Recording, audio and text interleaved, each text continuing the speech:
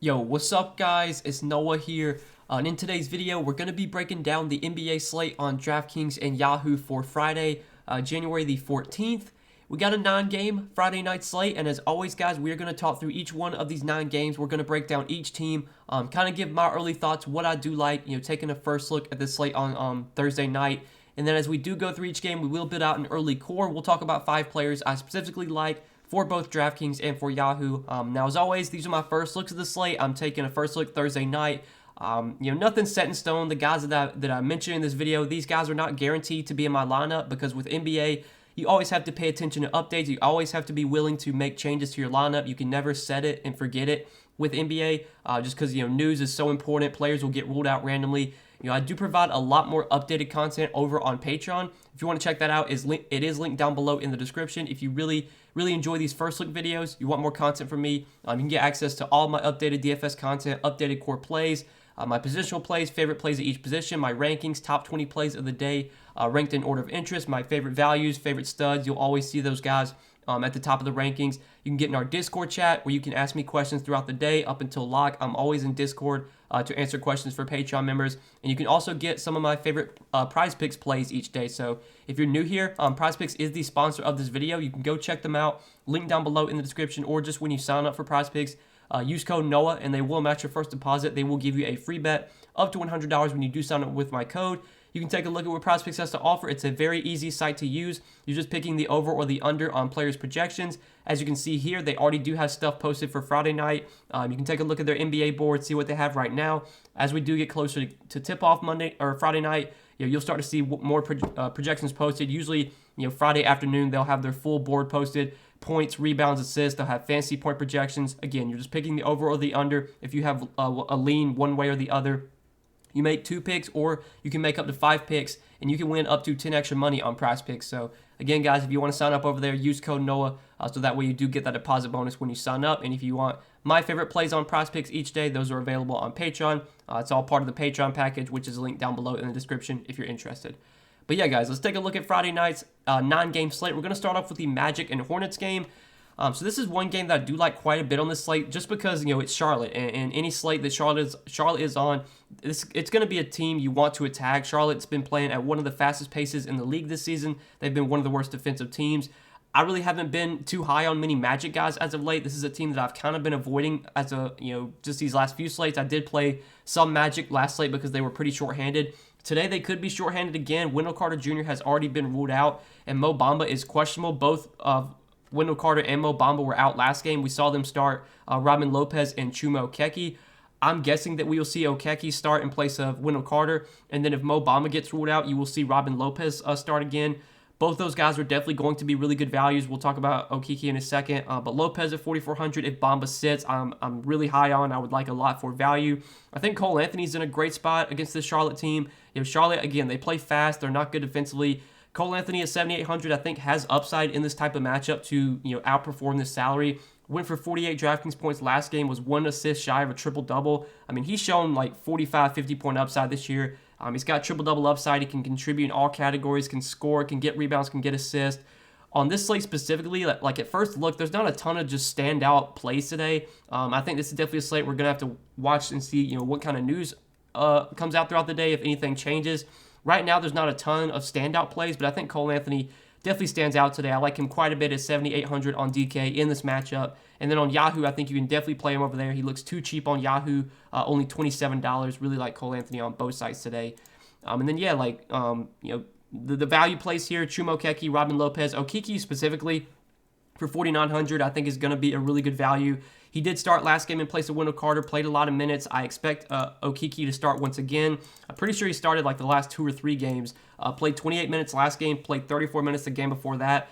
He didn't have the greatest game last game, only 22 DK points, but in a really good matchup like this against Charlotte and what is a big-time pace-up spot for the Magic, this is a spot where Okeke could definitely, outperform his salary, especially if we expect him to play over 30 minutes, which I think in most scenarios, if this game stays close, Okeke will play 30-plus minutes. At 4,900, I think he's a really strong value on the slate. I do like him quite a bit at first look. And again, Robin Lopez, if Mo Bamba gets ruled out, I like. If Mo Bamba plays, I think at 5,800, he kind of looks appealing. Obviously, the spot against Charlotte is really, really good. He's done pretty well against Charlotte this year. When these teams have faced, he's averaged 36 DK points through 2 games against them. Charlotte's a team you can beat down low. They've never been good defending big men. PJ Washington, Mason Plumlee, like these guys are not really good defenders. I definitely like Bama today at 5,800 if he winds up playing. He'll be someone I have my eye on. Franz Wagner was on a stretch earlier this year where he was just crushing every single night. As of late, he's been a little bit more inconsistent. He did have a really good game, though, last game against the Wizards.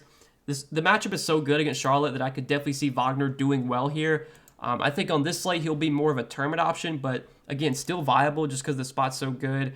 Terrence Ross at 5,200, I think is probably priced where he should be. Same with Gary Harris. Jalen Suggs is expected to play today, so that that would probably take me. Well, I would say that would probably take me off of Gary Harris at that point. I would assume that Suggs is probably going to be back in the starting lineup and that Harris will go back to the bench. I don't know if Suggs playing will affect Cole Anthony too much. Like I think Cole Anthony's usage opportunity will still be there, but yeah, definitely guys like Terrence Ross, Gary Harris. I forgot that Suggs was back. Now that Suggs is back, that's probably going to take me off of those guys. I'm not really considering any other Magic today. So that's it for this team. Now on the Charlotte side, LaMelo, 8,900, always an appealing tournament option. Lately, LaMelo's been really disappointing. If you've been playing LaMelo as of late, it's not really been going well. But we know LaMelo can go out there and pop off any night. He can put up a triple-double any night. He always has a big ceiling. I think if you want to play LaMelo in tournaments, it's fine. He should be really low owned on the slate. Outside of LaMelo, I think you're just looking like tournament plays here. Miles Bridges, Terry Rozier have upside, but neither one stand out to me. Gordon Hayward's coming off a massive game, went for 52 DK points last game. I'm fine just probably not playing Gordon Hayward today, especially when he's almost 7K. I just don't really see much I like from Charlotte here. Mason Plumlee, his minutes have just been all over the place as of late. He did get 26 last game in a tougher spot against Joel Embiid. How much do they play Plumlee here? I don't really know. He's only 4,100. If he does play 26 minutes again, I would say that he probably does well at his salary, but his minutes have just been so tough to predict this year. I don't feel great about Plumlee either. So I think most of my interest in this game is going to be coming on the Orlando side. But we can move on to the next game, Toronto and Detroit. So looking at Toronto today, 2 pretty important injuries here to watch with Scotty Barnes and Gary Trent Jr. Both Scotty Barnes and Gary Trent Jr. did not play last game, and they're both listed as questionable for today. I'm assuming they play. I think Scotty Barnes did practice on Thursday, if I remember correctly. I don't know about Gary Trent, though. I think right here it just said Gary Trent did not practice. So maybe Gary Trent's leaning more towards doubtful, whereas Scotty Barnes leaning more towards probable.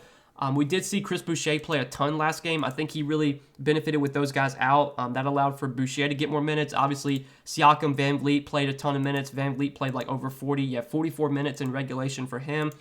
Siakam played 39 minutes last game. I think, regardless, you're going to expect big minutes for both those guys. OG played a good amount too, played 39 minutes.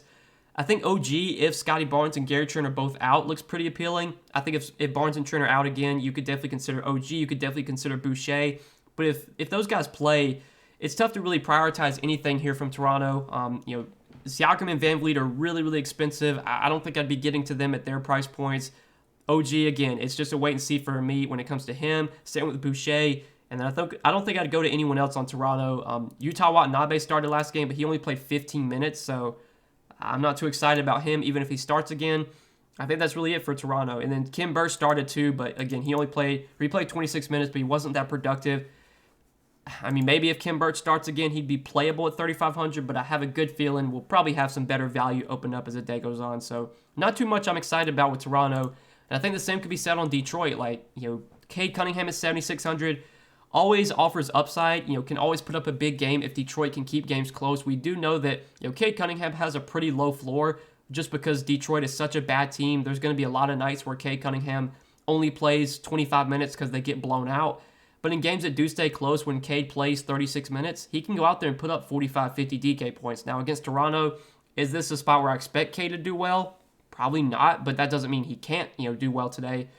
I guess if I had to play anyone on Detroit today, it probably would be Cade. But this is another team I'm just not too excited about. Sadiq Bey is expensive. Hamidou Diallo is expensive. I think both those guys are overpriced right now. And the rest of the team, I don't really have that much interest in. So we can move on to the next game, talk about Phoenix and Indiana. So looking at Phoenix today, they're another team I don't see too much that I love. I think Chris Paul at 7,900 looks like a solid option in the mid-range at guard. Chris Paul in games that do stay close will probably play 33, 34 minutes. And most nights when he plays his full minutes, he's going to score around 40 DraftKings points, if not more than that. I think at 7,900, he looks solid today. DeAndre Ayton is 7,600 is, I guess, an okay option. He probably plays like low to mid 30s minutes. I think he's probably priced where he should be, but we know Ayton has some upside if you want to go there. But this is another team like I'm not too excited about. There's definitely a lot of teams on this slate and a lot of games in general that just don't look that appealing. This is one where I don't really see too much I like. And for this to be a 9-game slate, like there are a lot of games that I just don't really have much interest in today. And I think this is one of them. And on the Indiana side, like Indiana's starting to get healthy again. So, do I really want to pay $10,100 for Sabonis? Not really. Karis LeVert's come back and, he played last game, but was limited to 29 minutes. That was a blowout. He only had 25 DK points. Like I think 8,300, you're probably overpaying for LeVert right now, especially if Brogdon plays. Now Brogdon did get injured last game, but I'm pretty sure he was able to practice. It says here that he was able to participate in Thursday's practice. So if Brogdon practiced on Thursday, I'm assuming he'll play today. In a scenario where Brogdon, has to sit, that would definitely benefit LeVert. In that scenario, I think LeVert would become viable if Brogdon sits. But I'd assume Brogdon plays since he practiced on Thursday. Miles Turner at 5,800. Now that the team is fully healthy, I don't really have much interest in Miles Turner. Same could be said for all these other Pacers. So, another game that just doesn't look that appealing today. Next one, though, Boston and Philadelphia. So, this should be a good game to watch. But for DFS, like Boston right now, they're pretty much fully healthy. Only guy that's questionable is Marcus Smart. And I think this is actually kind of an important injury because Marcus Smart was out last game. And we did see Dennis Schroeder start in place of Marcus Smart, and he played 34 minutes. He actually got pulled a little bit early in that game because it was a blowout. So I think he was going to play around 36 minutes had it been a close game. He was really productive, though, scored 33 DraftKings points. I think if Schroeder winds up starting again at 5,400, he's going to be a pretty solid value option. I definitely would have interest in Dennis Schroeder if Smart does sit. If Smart plays, though, Tatum and Brown would be fine. Smart, I probably wouldn't be going to. Same with Schroeder. But like Tatum and Brown, always viable. We know Tatum has a big ceiling. I mean, he went for 55 DK points last game. The floor on Tatum is still somewhat low. We do see some games where he just really disappoints. Maybe Jaylen Brown has a better game, which hurts Tatum. But in games where Tatum kind of takes over, the ceiling is always there for him. The price tag has come down a good amount to 9,300. So like I think Tatum as a tournament play makes some sense. I'd assume he probably gets like no ownership today. So I guess that's fine. JB at 9K, I'm not too excited about, though. Really terrible spot for Time Lord having to go up against Embiid. So I'm worried about Time Lord today. I don't have much interest in him. Yeah, I think that's it for Boston. Right now, Marcus Smart being questionable, I think is kind of important because if he does get ruled out, I would have some interest in Dennis Schroeder from this Celtics team. But on the Sixers side, Embiid coming in at 11,200. I don't feel great about Embiid today. It's a tougher spot against Boston. For what it's worth, he has done really well against the Celtics this year. And I want to say that in previous seasons, Embiid seems to always do well against the Celtics, even though it's not the best spot. And even though Boston's a good defensive team, he just seems to do well against them. He scored 64 DK points through 2 games against Boston, an average of 64 DK points. We know Embiid has a massive ceiling. We know he can go out there and put up 60, 70 fantasy points any night. Is this a slate where I think Embiid's going to project great? No, I don't think he's going to project that well. I don't think he's going to get much ownership. Is Embiid likely to go off today? Probably not. But again, you kind of play the numbers. If he's going to be really low owned and you want to take that shot and just hope this is the game that Embiid goes off for 65, 70, you could take that shot in tournaments. I think me personally, if I was playing like one lineup today, I don't think I'd be playing Embiid. I think there'd be other studs I prioritize. If I were to play anyone on Philly, Embiid would definitely be my favorite play. I don't see too much else I like on this team outside of Embiid. Tobias Harris has just not been great this year, especially when Embiid's in the lineup. Seth Curry, I think, is pretty much overpriced right now with Maxey back. Maxey returned last game and played a ton of minutes, but he was not productive at all. Only had 19 DraftKings points in 38 minutes. I mean, if Maxey plays like upper 30s in minutes again at 5,600, I guess he is playable, but not a guy that I'm really too excited about. So I think that's it for this game. I think that's it for the Sixers side. We can move on to the next game, the Warriors and the Bulls. So looking at the Warriors today, they are one of the teams on a back-to-back. So we have 2 teams on a back-to-back today. The Warriors are one of them, and then the Grizzlies are on a back-to-back as well. I'm expecting everyone that's healthy to play for Golden State, but always keep an eye on the injury report anytime teams are on back-to-backs. We saw the Nets, rest Kevin Durant on a back-to-back Thursday. Would it be shocking if Steph Curry rests here? Probably not. I think it's possible. We'll say, though, that Golden State did get blown out on Thursday, so Steph didn't really play his full minutes. I think he only played 30 minutes. Yeah, 29 minutes for Steph on Thursday, so I'd expect him to play. But again, it's a back-to-back. Keep an eye on the injury report. If Steph does play today, I mean, a 10-6 with Clay out, I think that's a little boost for Steph. Obviously, this is a back-to-back, so Clay will not be playing. Maybe Steph gets a little boost without Clay, but I still just think he's more of a contrarian option. It's not a good spot against a really good Bulls defense, but we know Steph has a big ceiling, can put up a big game any night. That floor is still low, though, which obviously makes him more of a riskier option, makes him more of a tournament play. Wiggins, I'm not too interested in at 6'2". I think Jordan Poole could be fine here. I'm expecting Jordan Poole to move back in the starting lineup with Clay out and with Gary Payton out as well. Gary Payton got injured in Thursday's game, did not return. They've already ruled him out for today. So I'm expecting Jordan Poole to start, probably play like low 30s minutes and at 5K. Like, I think Jordan Poole's a fine option from this Warriors team if you do want to go to him. Still don't love him on this slate, but I think he is at least in play. And that's probably it from Golden State. Like, I don't see too much else I really like here. We know the Warriors are going to run a deep rotation. They're going to play a lot of guys. They're going to run a 10, 11, 12-man rotation. It's just always tough to go to the bench guys from Golden State just because you never know, like, who's going to get the minutes. We'll have to wait and see what the starting lineup is. Obviously, Gary Payton started on Thursday. So did Klay Thompson. Again, I'm expecting Jordan Poole to start in place of Klay Thompson. But do they start Otto Porter? Do they start Iguodala? Do they go back to Juan Toscano-Anderson? Like, I guess whoever winds up starting, we could maybe get some value there depending on who it is. But we'll have to wait and see with that. In general, this Warriors team is not a team I'm too excited about today, unless by some chance, guys start getting rested, like in some chance Curry winds up sitting. Then that would change my thoughts. But for now, I'm just expecting everyone to play. On the other side of this game, though, with the Bulls are another team right now. They're just tough to really prioritize. In tournaments, you can always play Vooch. You could always sprinkle in some DeRozan or some Zach LaVine. But when this team is fully healthy, like, it's tough to predict which one of these guys is going to put up the big game. We've seen Vooch have some big games this year. He's had some 50-point games, but he's also had some really low-floor games. Same could be said for DeRozan. DeRozan has had plenty of 50-point games this year, but he's also had a lot of 30-point games, 40-point games. So there's a pretty low floor on DeRozan for 8,600. Still, the ceiling is there. Same with Zach LaVine. I never have a strong stance when it comes to these Bulls guys. Like, I think if I had to pick one, LaVine might be my favorite at 8,400 in this type of matchup. In this type of game that should be played at a pretty fast pace. Like, I think these guys offer upside. But am I going to be playing any of these guys like in my main lineup, my single entry lineup? Probably not. And then the rest of the Bulls, Lonzo I'm not too high on. Maybe Kobe White plays more minutes here with Derrick Jones Jr. out. Derrick Jones Jr. did start last game, but he played like a minute before he got injured. We'll have to wait and see who starts in place of Derrick Jones Jr. I don't think it'll be Kobe White, but if it is, like Kobe White at 5K could maybe be viable. If Io were to start, I don't think that would happen, but Io could maybe be viable. Yeah, I don't see too much I love here, though, from Chicago. So we can move on to the next game, talk about Atlanta and Miami. So looking at Atlanta here when it comes to injuries, Clint Capella is going to be out once again for Atlanta. We did see Okongwu start at center last game. He was really chalky last slate, was kind of a chalk bust. Only played 24 minutes, only had 20 Draftkings points. I'd expect Okongwu probably gets like no ownership today. His price went up to 4,800, and he's coming off a really bad game. So I don't think people are going to play Okongwu in tournaments. It's fine to go there. It's fine to go back to him because I think the upside is still there for Okongwu. He did play 38 minutes that one game against the Clippers whenever Capella was out, so I think the minute ceiling is still there if he's playing well. 24 minutes last game. I think most games that's probably where he plays. Low to mid 20s minutes, but at least there's a minute ceiling for him if he does play well. He's a riskier option though now that his price has come up to 4,800.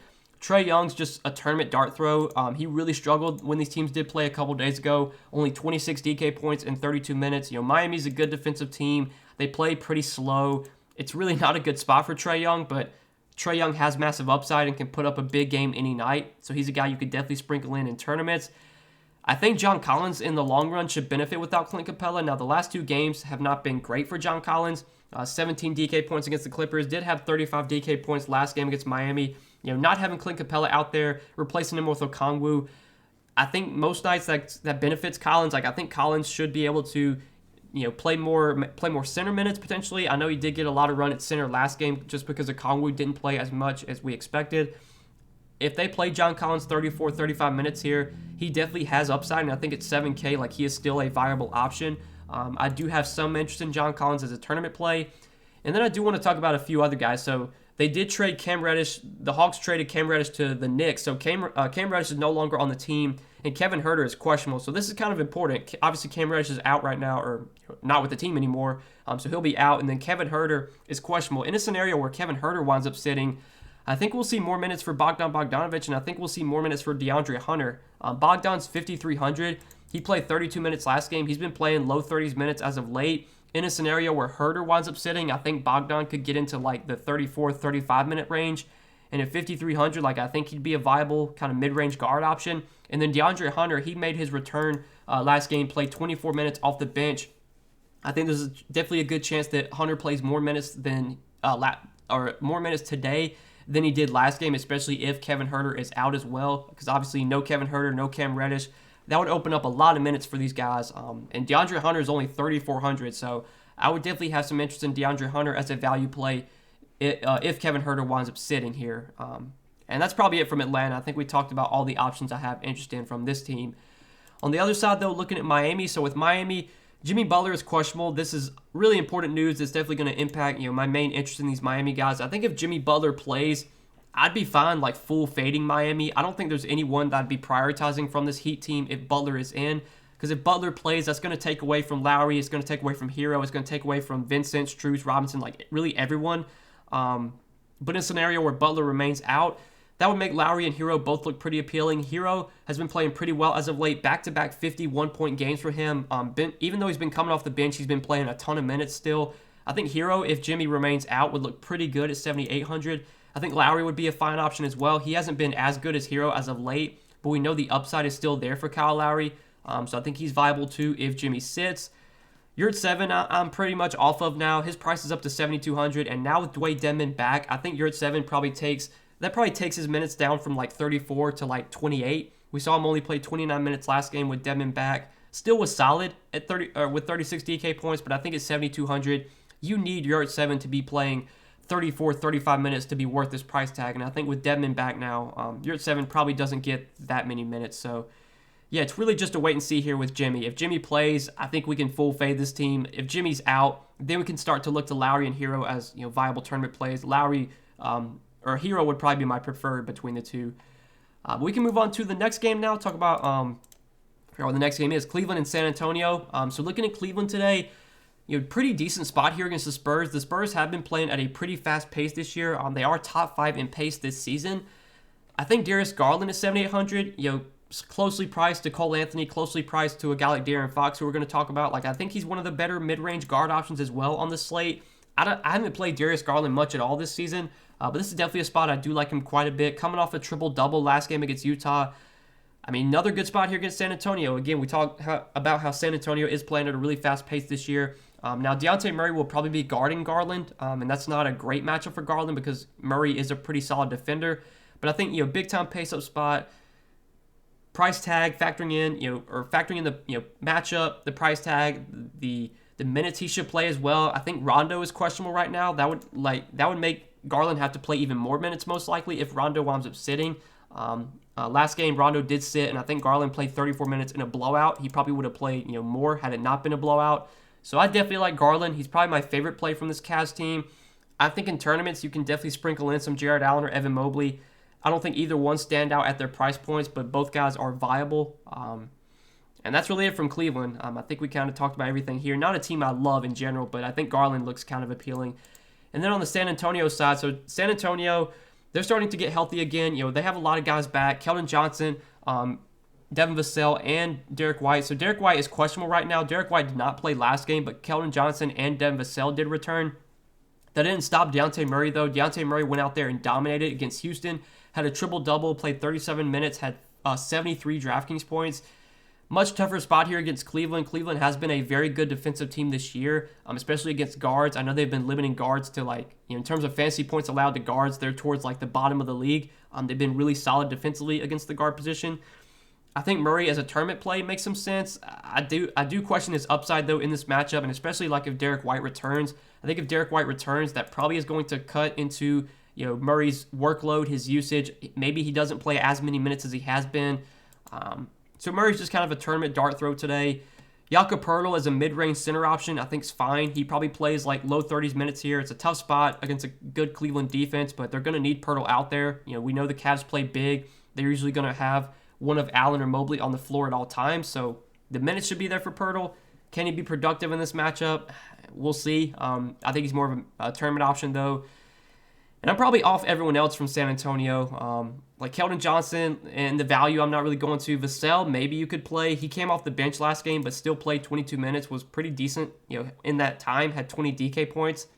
Maybe Vassell could be viable for value, especially if Derek White remains out. But I'm not too excited about mini Spurs today. I think we can go ahead and move on to the next game. So next game, Houston and Sacramento. This is probably, in terms of pace and in terms of expected points, like this is probably one of the most appealing games on the slate. So far this year, both these teams have been playing at a really fast pace. Houston, first in pace so far this season, and the Kings are 9th in pace. So both these teams are top 10 in pace this season.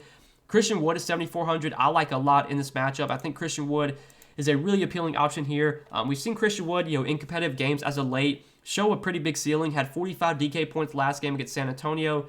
Even against Memphis, against Minnesota, where they lost by 18, and he only played 28 minutes that game. Christian Wood still had 42 DK points.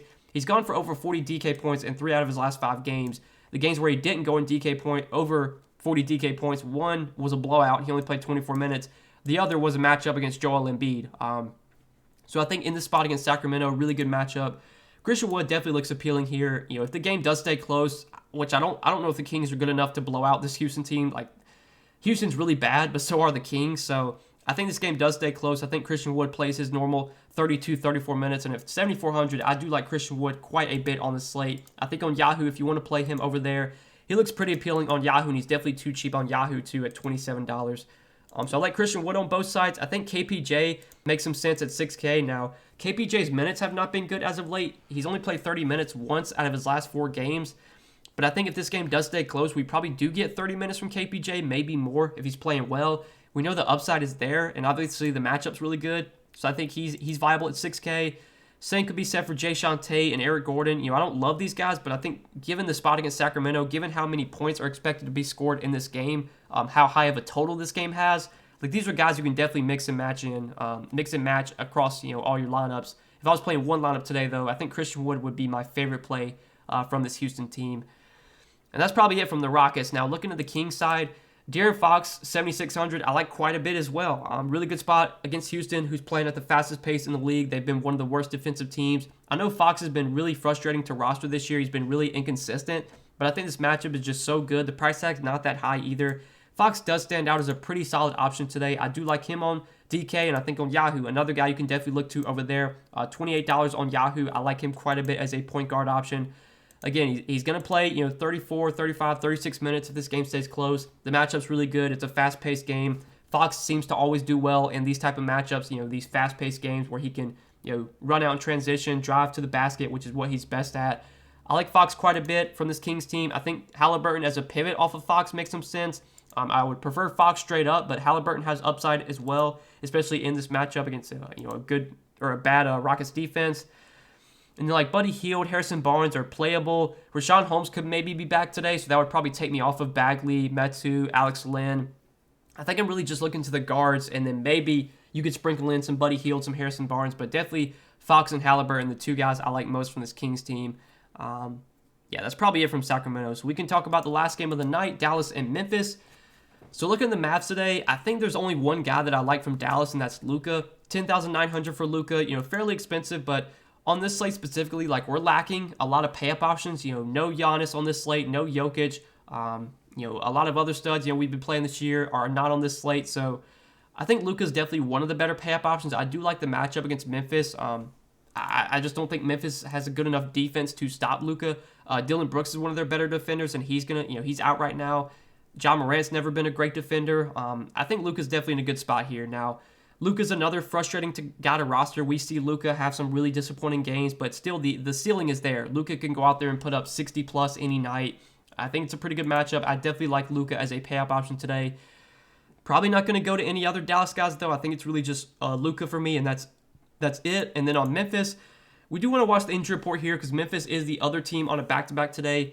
Steven Adams was questionable for Thursday's game and did not play. I'm guessing Steven Adams will be out again for Friday. This will be something to monitor. With Steven Adams out as of late, we've seen Jaren Jackson Jr. really benefit. They've been starting Jaren Jackson Jr. at center. He has started at center the last 4 games, and you can look at his game log and see how well he's played. 57, 52, 39, and 39 DraftKings points. The minutes, some of these games were blowouts. I know the Golden State game, he got in foul trouble. The Lakers game, I think he might have gotten foul trouble there. I can't remember. The Clippers game was a blowout. But last game, or Thursday, we saw Triple J get up to 33 minutes, and I think in close games, Triple J probably will play around 32, 34 minutes. 7,200 is probably still a little too cheap for him if we expect him to start at center once again. He's just been way more productive starting at center. His rebounds have been better. He's been scoring more. He's been getting a ton of defensive stats. He's just been stuffing the stat sheet. So I definitely like Triple J on the slate, especially if Steven Adams remains out. I'll be looking at him over on Yahoo too if you want to play him over there. $31. I think Jaren Jackson Jr. looks pretty good on Yahoo too. And then the rest of the Memphis guys like Ja Morant, definitely keep an eye on the injury report when it comes to Ja Morant. So Ja did get injured in Thursday's game. He went to the locker room with a back injury. He ultimately wound up playing through it. Given that he played through the injury, I'm assuming he'll play today. But there's always a possibility if a guy gets injured, one game and then has to play the next day, sometimes they'll sit him. I guess there's a non-zero chance that Ja runs up sitting today, but I'm expecting him to play. If he does, I think he's more of a tournament option at 9,200, but definitely a guy you can always have exposure to. I don't think he'd be a stud that I'd be prioritizing today though. Desmond Bane at almost 7K, I'm not too high on. Kyle Anderson at 5,200, he started once again, but only played 22 minutes. Even though Kyle Anderson is starting, even though he's been starting, his minutes have just been all over the place. Don't have a ton of confidence in him. John Concher, I don't know what happened to him, but he just went nuts on Thursday. Played 30 minutes, had 15 and 17 with 3 assists, and scored 43 DraftKings points. Now, I won't be playing John Conchar on this slate, but if you want to chase the performance and hope he has a similar game to what he did Thursday night, I guess at 3,400 he'd be viable.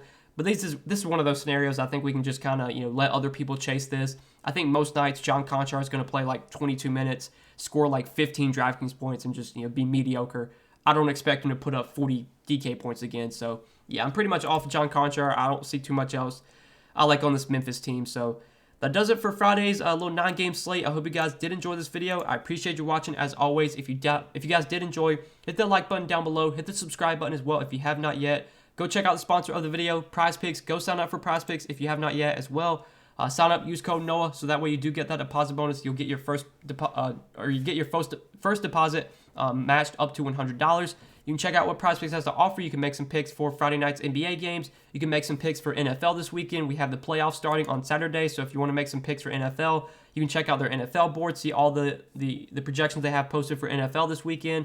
But yeah, guys, check out PrizePicks, sign up, use code NOAH, potentially win up to 10 extra money over there. And if you want some of my favorite picks on PrizePicks each day, I do give those out on Patreon. You can check out the Patreon, see all the exclusive content I offer over on Patreon. It's linked down below in the description. But that's it, guys. Best of luck on this Friday night slate. We will see you in the next video.